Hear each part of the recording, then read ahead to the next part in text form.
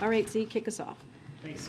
Karine, I was wondering if the White House has any response to an ally of Vladimir Putin saying that he was involved in election meddling, and if there are concerns here at the White House, or does the White House have assurances for the American people that the elections that are underway right now, that will conclude tomorrow, will be free and fair of any foreign interference? So a couple of things that we want to lay out here, because that's a very important question that you just asked, Lee. So with respect to any ongoing attempts by Russian actors to influence U.S. election, so I'm going to refer you to the Office of the Director of National Intelligence.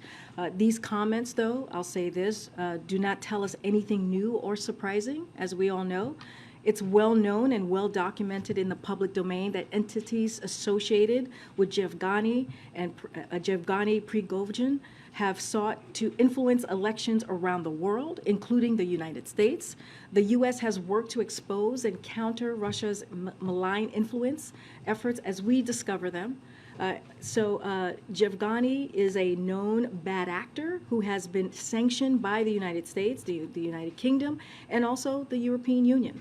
We also know that part of Russia's efforts includes promoting narratives aimed at undermining democracy and sowing division and discord.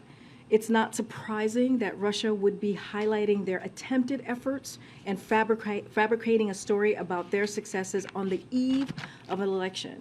But to your question, of what we are doing, I've spoken to at the podium about this quite a bit, about the administration's effort to protect the security and resilience of our elections and to safeguard our election infrastructure, including by combating malicious efforts by foreign adversaries to spread this information. That work began before this administration and has continued under the Biden-Harris administration as well. But specifically, actions we have taken to counter these types of malign influence include sanctions. As you all know, we've announced them from here, travel bans as well, exposure, information sharing, foreign investment screening, anti-money laundering, and expulsions. So we have also worked with our fellow democracies to expose and counter foreign malign influence abroad as well. So, but any specifics to this new revelation, I would refer you to DNI. And specifically to the question of what does the White House have a message to people who are casting their ballots now, early, or tomorrow in person, that their votes will be tabulated accurately and fairly?